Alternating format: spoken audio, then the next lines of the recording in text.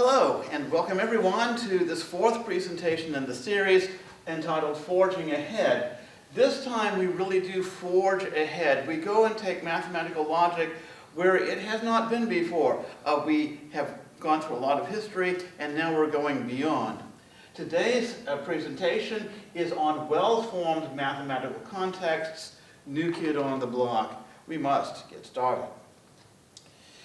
To reach the next mountain ridge, you must cross a deep valley. Anyone who's ever hiked will understand these things. Between one mountain ridge and the next is always a deep valley, complete with a river running through it at the bottom. If you never lower your elevation, you will remain forever on the ridge you're on, and never make your way to the next ridge over. For us here, in order to get to where we want to go, we must descend to some very low-lying fundamental places, from which we may thereafter ascend to the glorious views on the heights of the next ridge over. Contexts are elements of the next ridge over. What are these things this here presenter is calling well-formed mathematical contexts? Do they exist? Do they have meaning? Are they important? Well, we shall answer all these questions in the coming hour, or less than an hour, I hope. We have here the hard road to existence and meaning. Mathematicians tend to take for granted the existence and the meaning of the things they work with, forgetting that existence is not necessarily taken for granted by students learning the subject. And historically, the sheer existence of things that we now take for granted was sometimes surprisingly slow in coming. I here have Morris Klein quoting Augustus de Morgan, big names, a huge historian of mathematics. Augustus de Morgan was a big name, at least when he was alive. As late as 1831, Augustus de Morgan said, "The imaginary expression, the square root of negative a, and the negative expression, negative b, have this resemblance, that either of them occurring as the solution of a problem indicates some inconsistency or absurdity. As far as real meaning is concerned, both are equally imaginary, since 0 minus a is as inconceivable as the square root of negative a." But existence and meaning are necessities. When I solve three equations, three linear equations and three unknowns, I use a 3x4 matrix and use Gaussian elimination. I'm sure you do too. I cannot reasonably break into 3 to the 12th different cases depending upon which entries in this matrix are positive, negative, and 0. Nor can you. I need negative numbers and 0 to be used with the same facility as positive numbers. And part of that facility is to have fully existent negative numbers, with some meaning even. And I'm sure you do too. Now here, perhaps testing your patience, we review, in fact, a third time in this series, the division between ground and metamathematics. The division is absolutely necessary to prevent Russell paradoxes from arising. And if we have a Russell paradox arise, we're just going to have to close down shop and pull the fire alarm and leave the building. Yes, we just, those things just are horrible things to have happen. So we'll review again. The ground language is machine parsably rigorous and formal. It has as operators the familiar ones for all, for some, and or, if then, if and only if, negation, and backslash. To form ground level statements, feed your system some atomic statements, create bigger statements with those constructive forms, and there you have your set of ground level statements. The meta language is in English for us English speakers. It is decidedly not machine parsably rigorous. It is needed to speak of ground-level mathematics. It is needed to do mathematical logic at all. Again, I keep this division very firmly in place because I know what horrible things can happen if it should be violated. Now, I'll talk about syntactics and semantics. Syntactics, as we are using the term in these presentations. Syntactics are how things are written. Ink on paper, chalk on slate, or strings of ASCII characters inside computers. Semantics are what things mean. Semantics, for us, consists of much more than simply linking up the stuff of logic with the stuff of set theory. This more restrictive use of the word semantics is found, for example, in Schoenfield's book on mathematical logic. We have a very expansive view. Boston, syntactically, is a string of 6 letters. Boston, semantically, is a city of over 1 million inhabitants. We present this simple example since we're concerned about existence and meaning. What is 4x squared plus 4x plus 3? As before, I choose very simple examples, and we're losing elevation to go deep into this valley so we may ascend onto the other side when we're through. Syntactically, it is a symbol string, just like x plus squared plus 4x3. Semantically, this thing up there, is a function upon assuming x to be an input port. If you give it a number, it gives you a number. It does something. Others of its kind occur naturally, such as negative 4.9 t squared plus 20t plus 10. Remember old physics course and falling ball problems. This thing up here is a member of the set of polynomials. And this set of polynomials is closed under addition, subtraction, and multiplication. This thing up here is a member of a set with closure properties.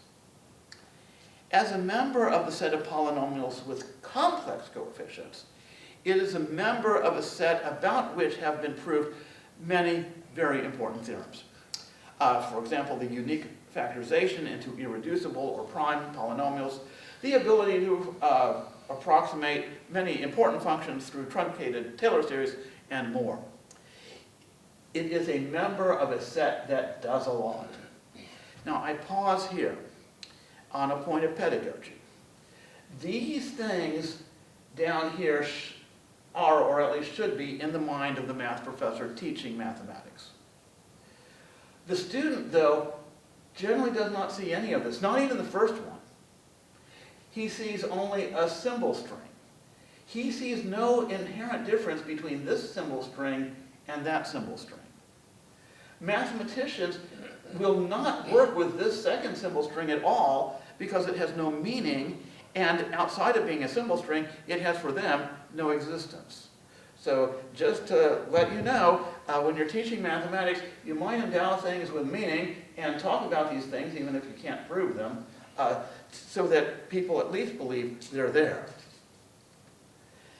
Now, since existence is a big part of today's presentation, we present traditional constructive forms for making things exist. Now, there are traditional constructive forms for making things exist in mathematics. Given sets of undoubted existence, we can create more sets of undoubted existence through constructive forms. Traditionally, these forms are the stuff of ZF set theory, hence the phrase constructible in ZF set theory as the going standard for existence in mathematics. Another set of constructive forms is more immediately useful to working mathematicians. Given two undoubtedly existent sets S and T, make S arrow T be the set of functions with inputs from S and outputs in T. This arrow then does not mean if then, it means create the function space. It's overloading the symbol as the computer scientists use the term. Make S cross T be the set of ordered pairs with first component from S and second component from T, the Cartesian product we now call. As also needed is a construction to pare down a set, such as forming the set of real numbers X that are not zero from the real number system. So to create a set, take out zero, we need that construction also. These frequently are not called set theory, but type theory. I don't know why a separate word is used, but they're great constructive forms. And you can, of course, ramify all this, as we shall see in just a minute.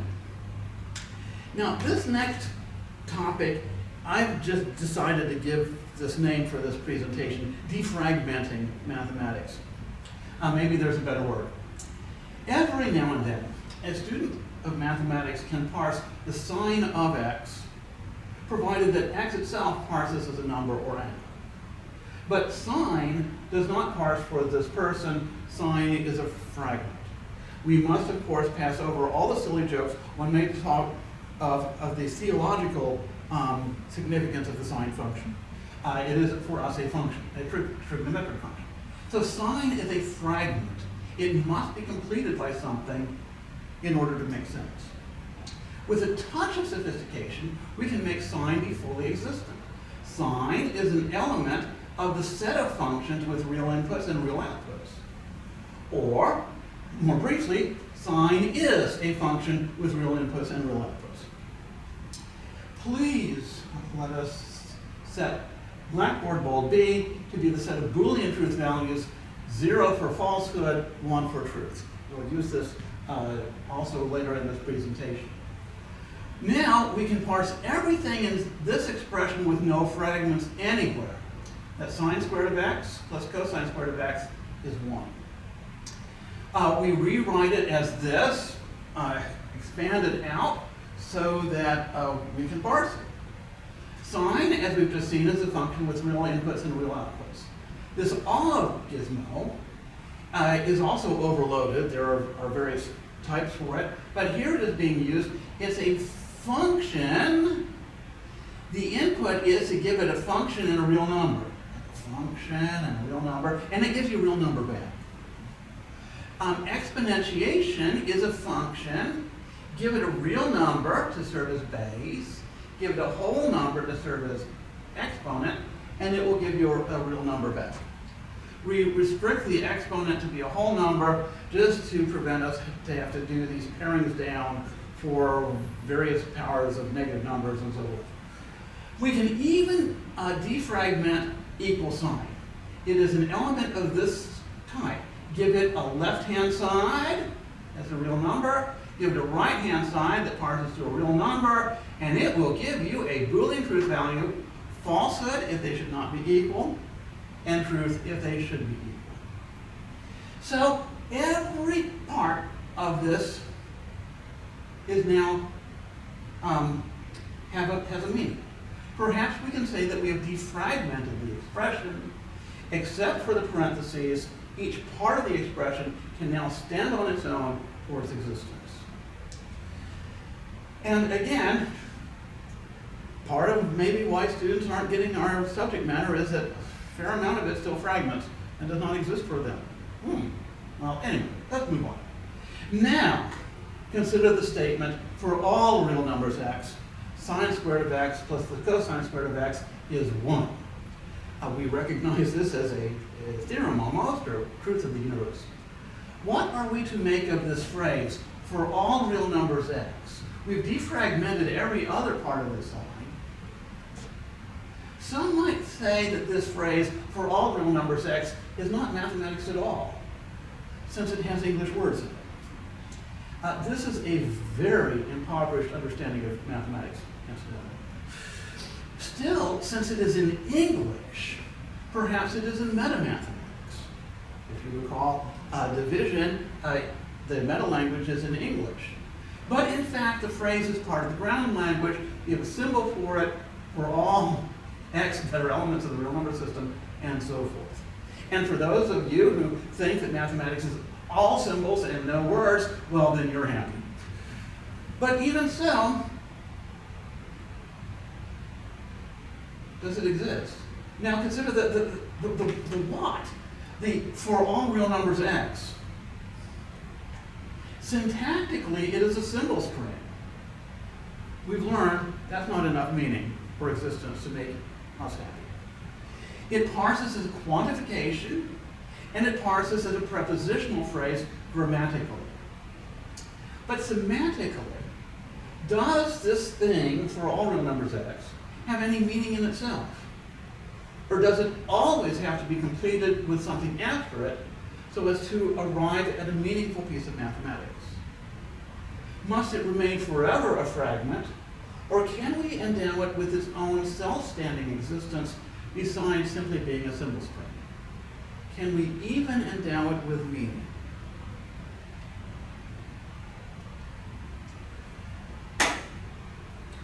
What if I told you that this phrase, for all real numbers x, occurs naturally, as we've just seen?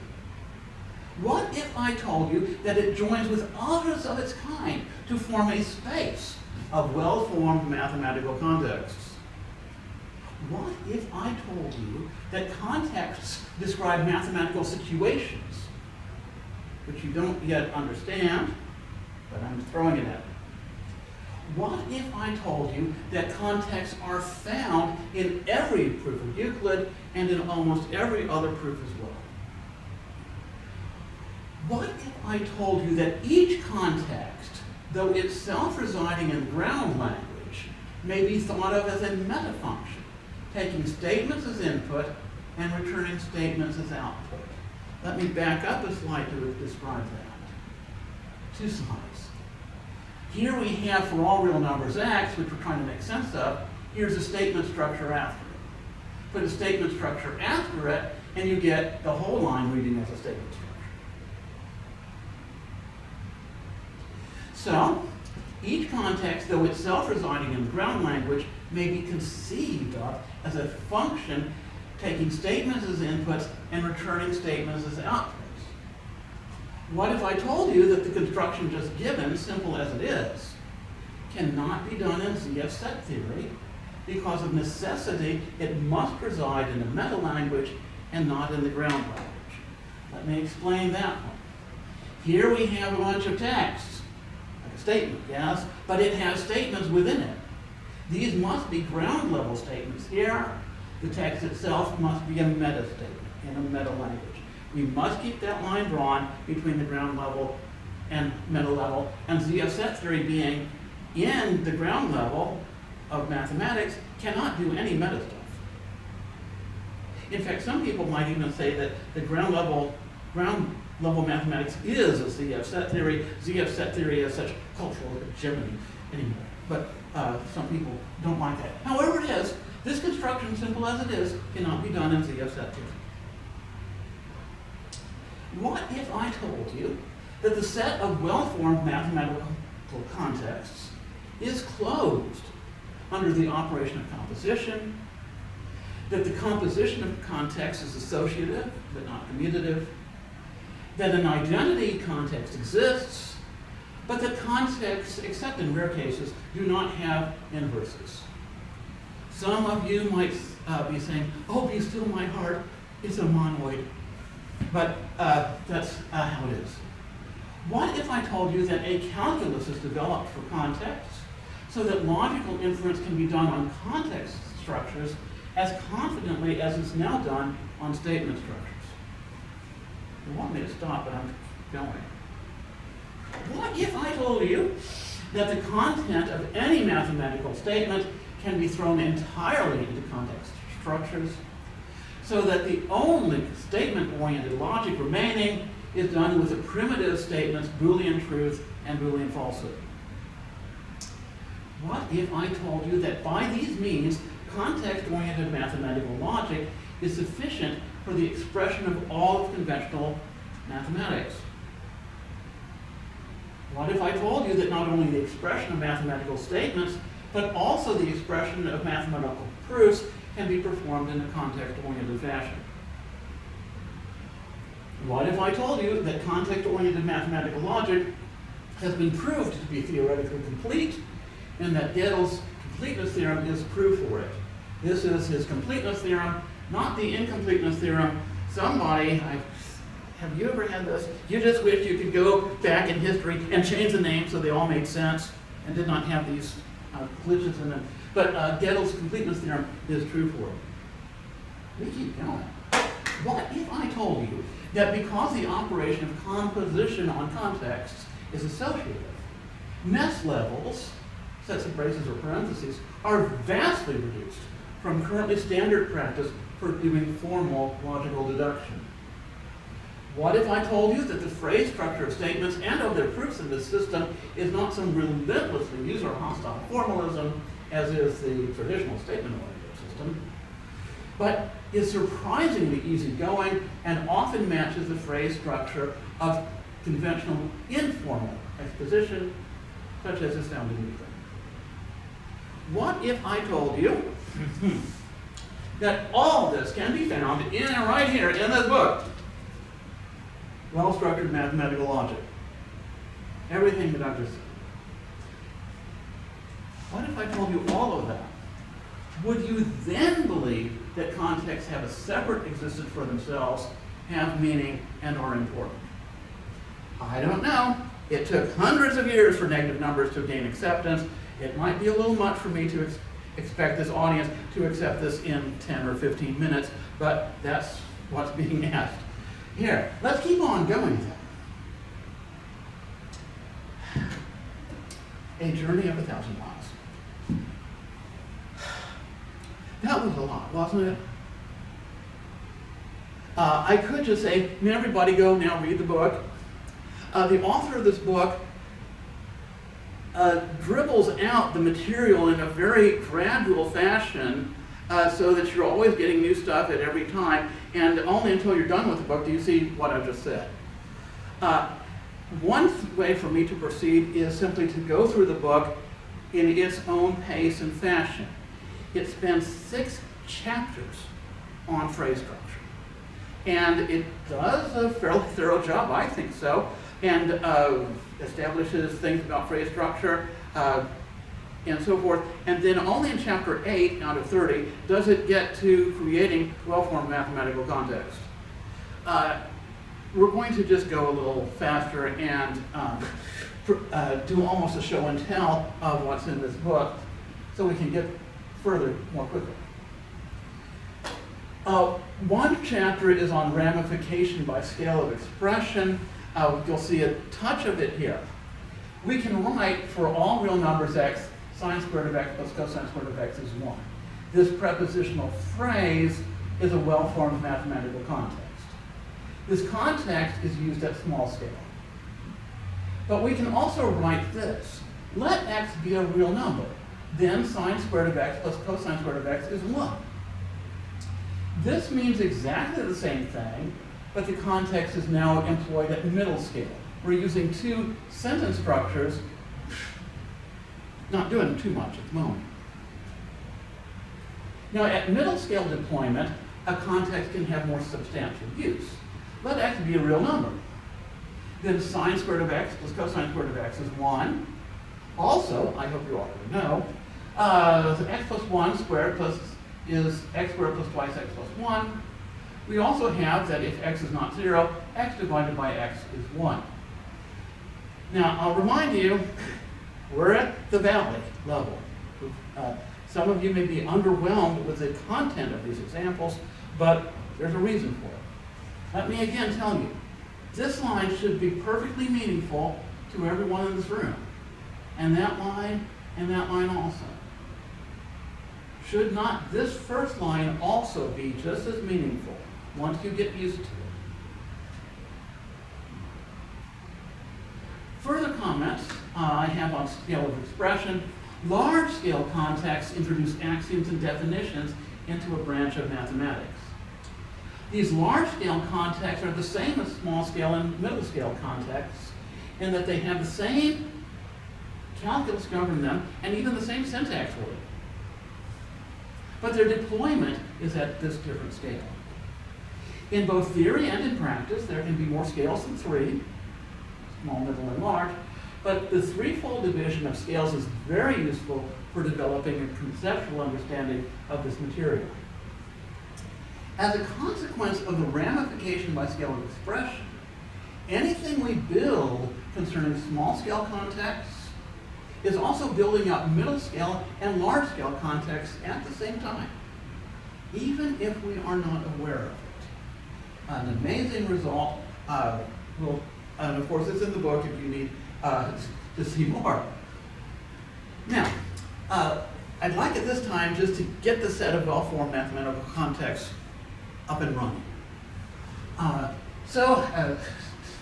We're going to let script P, Q, and R, written in script type, be statements in the ground level. Let script X and script Y, in script type, be metavariables that represent arbitrary ground level variables, usually written in italic type. Again, the division between ground and mathematics must be maintained just to do this stuff right. For example, script X may be realized as italic X, Y, or theta, or any other of the countably infinitely many ground variables. This author reserves the entire sans serif font for making new operators. All operators in the sans serif font are in the ground level language, never in the meta language. The construction of these operators must perforce be done in the meta language. After they are constructed, they are comfortably and completely in the ground language. Let me give you a simple example of that. Take Boolean and, yes, and. Put a statement here and a statement there, and it ands them together and gives you a statement. It takes two statements as input and returns a statement as output in a binary infix fashion, as the computer scientists call it. All that I said, except for and, must be in a meta language because it talks about statements. So and is in the ground language and is simple, but creating it, discussing it, must be done in a meta language. Let's get going. Make by definition. When given P, Q is the same as if P, then Q. Required P, Q means the same thing as P and Q. These are given at you out of nowhere. But we're getting this stuff up and running as fast as we can. For all x, Q is true is the same as saying for all x, Q is true. This is just a change of notation, and if you read the book carefully, it's a change of phrase structure. That comma and those braces are really important in this syntactics. For some x, Q is true is the same as saying for some x, Q is true. Same as traditionally, except a new notation and phrase structure. For all x, so that P is true, Q is true, is the same as saying for all x, if P is true, then Q is true. This is a very common construction over here. There exists a real number x for which P is true, so that Q is true, is the same thing as saying there exists an x for which P and Q is true. This I stands for the word ita in Latin, meaning so it is, or thus. So it is, Q, it's just the same as saying Q. A little more emphatic, though. And not Q is the same as not Q. Two more operators, U and V, are needed to perform the office of substitution. For details, you will simply have to read the book. I'm not going to be presenting them in this presentation, and I doubt they will make their way into any further presentation. But we'll see how these presentations go. So we have over here these operators, given, required, for all, for some, qualified quantifiers, so it is, and negation. Over here we have traditional syntax. It's very easy to believe that you could trade your ground level operators and use these ones instead and build up mathematical logic. But the next step is a shock. Syntactically, remove Q from the preceding slide. I'll go to the preceding slide and show you. Here's Q. It's the last symbol on each line. Here's Q. It's the last symbol on each line. Syntactically, remove it. And you're thinking, that's because you haven't read 6 chapters on phrase structure, which the author presides. And if you do, then this is not quite as weird as you might think. So, on the left, one gets hungry functions from statements to statements. Given PQ, we've already seen for all x be a hungry function. Yes? These are all hungry functions. Feed them a statement on their right, and they return to you a statement on their right. Over here, on the right-hand side of this whole slide, we get fragments and syntax signals. So these all parse nicely in this new language. These don't parse. Now, this language has expressions ending in a comma. Those of you who have programmed in Pascal or C are used to statements, lines, ending in a semicolon. They're just there. They're needed for some syntactic reason. This comma is just as easy to get used to. They're just a formality that we need there for some reason. This line here is really fun. Consult the Delta chain for what this thing over there means. Or your Zen master. So this is a shocking thing to do. And we get context-oriented mathematical logic. It consists of writing one's formal logic with the forms on the left over here. The context-oriented language for mathematics, abbreviated COM, is not a trivial variant or change of names from traditional logic. Instead, COM differs from statement-oriented logic at the level of phrase structure and is a radical departure from it. Notice, this makes no sense. This does. So the constructive form is concatenation, which we're about to see for these sets. Let's look at a substantial example. Below is the epsilonic definition of a function f being pointwise continuous. The presentation is done twice, once with subset operators, the other without subset operators. We use of to mean of because we believe that parentheses should be reserved solely to mean grouping. If you're into syntax as much as I am, you care about these things. The result ends up with a maximal nest level of 1, a thing simply impossible, unheard of in statement-oriented notation. Now, those of you who have not met the epsilonic definition of a limit or of pointwise or uniform continuity are just going to be blown over by the mere context, but stick with it just to see the phrase structure. But let's read it off. For all real numbers, f is pointwise continuous if and only if. For all real numbers x, for every real number epsilon for which epsilon is positive, there exists a real number delta for which delta is positive, so that for all real numbers y, so that the distance between y and x in absolute value is less than delta, the distance between f of y and f of x in absolute value is less than epsilon. You really can remember your real analysis class if you understood what I just said as fast as I did it. Should I do it a second time? Yes? Oh, okay. I'll do it a second time for those of you who might have a little rust. For all real numbers x, for every positive real number epsilon, I can take this qualified quantifier and just say for every positive real number epsilon, there exists a positive real number delta, so that for all real numbers y that are within delta in distance from x in absolute value, the distance f of y is from f of x in absolute value is less than epsilon. It would be a 20-minute lecture or more to explain that to those of you who have not seen epsilonics, but there you have it.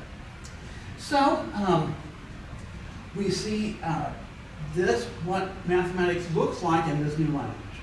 Now, this such that when it occurs after a for all can always be translated in a given, a such that following an existential quantifier always can be translated as required, and so we have the same thing here with our operators A, E, G, and R doing their thing.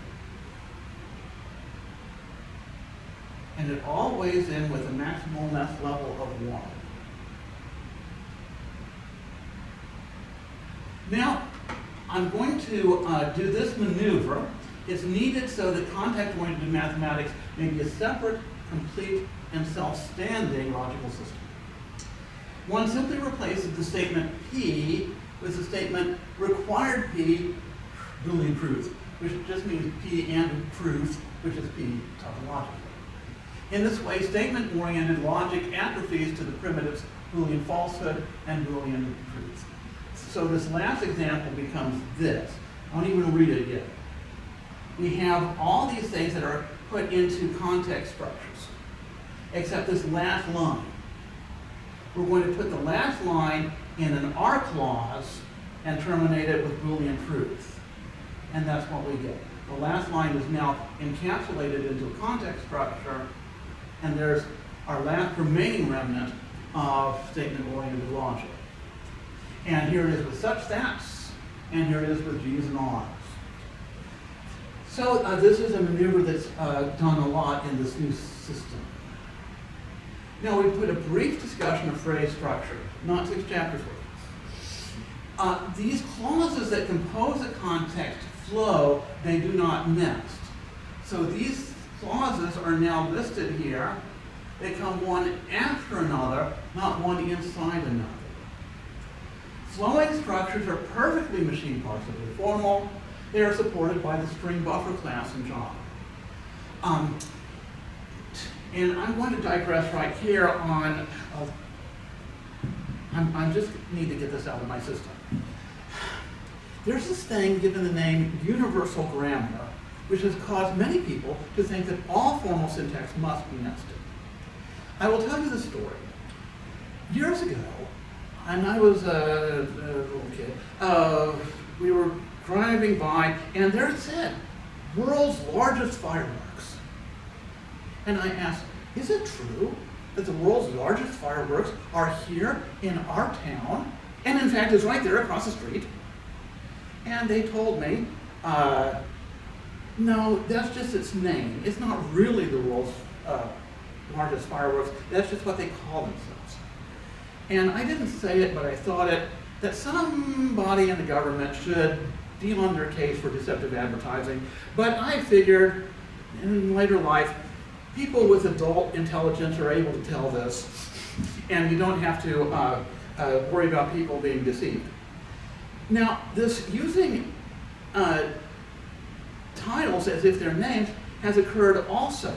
I have someone I know, Rex, who is not a king. Leroy, who is not the king. I once had a student, Messiah, though she does not take away the sins of the world. And if Christ himself should be on my class rolls, I'll be ready. So these using of titles as names, I think we should not be confused by them. Universal grammar is just a name. There is no reason at all to believe that all grammar falls into nested structures, and the book proves it in its chapters on phrase structure. So now these flow, they do not nest. The maximal nest level is 1. If you wish to impose nestings on it, you can, but you are changing the phrase structure back to user hostile notation. So here it is, flowing phrase structure. Now this concatenation is the constructive form for these contexts. I can say, for all real numbers x, for all positive real numbers epsilon, right here, have this be a context here, all the rest be a statement structure. I can divide it at any point, the stuff above it being context, thought of as a context, all the stuff below it, especially with that thing there at the end, as a statement. So that's the constructive form for contexts. To know exactly when and how to introduce flowing phrase structures into a formal system, the author of the book, Well-Structured Mathematical Logic, uses something he calls the central result of the new formal linguistics.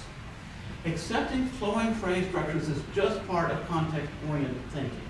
These brace sets and commas are very expertly set into place, and the author shows in his chapters that this is not getting you into any trouble. So it's all very new to me. Now, contexts occur naturally. Just look at their use in Euclid. Very famous Proposition 47, Book 1. Here in Euclid, he says, let ABC be a triangle, having the angle BAC right. We can readily translate this into calm. For any, or let, yes, in middle scale deployment, let AB and C be points in the plane so that the angle BAC is a right angle. Let, as he goes through his proof. Other examples can be given. Euclid says, suppose it translates to a middle scale G clause. Then translate to a middle scale R clause. Even let the following be postulated ends up being a large scale G clause, I do believe. We return now to the original question. Do well-formed mathematical contexts exist outside their sheer syntax as symbol strings? The answer is not obvious. After all, these well-formed mathematical contexts are not constructible in ZF set theory. And furthermore, they are just a bunch of syntax errors in traditional logic. Based on what you have seen and will see, if you continue with these presentations, we can only hope that you will agree that the set of well-formed mathematical contexts is indeed new kid on the block. My apologies to anyone in Europe for whom kid means a young goat rather than a young person. And as to context-oriented mathematical logic, it is an entire system for doing the logic undergirding conventional mathematics, and it differs from all predecessor systems at the level of phrase structure. It certainly is not on the ridge you're on in mathematical practice. It's on the next ridge over. You have seen only a glimpse of it. But from what we have been able to state in this hour or less, from what you have, let me start over. You have been given only the barest glimpse of it from what I have been able to state in this hour. But I can see it fully, and in fact have even been there. Mine own opinion is that what is found on this next mountain ridge is worth all the work hiking down steep mountain slopes, fording streams, swimming across the river at the bottom of that valley, and then gaining elevation on the other side, whatever it takes to get there. And thus is this presentation ended.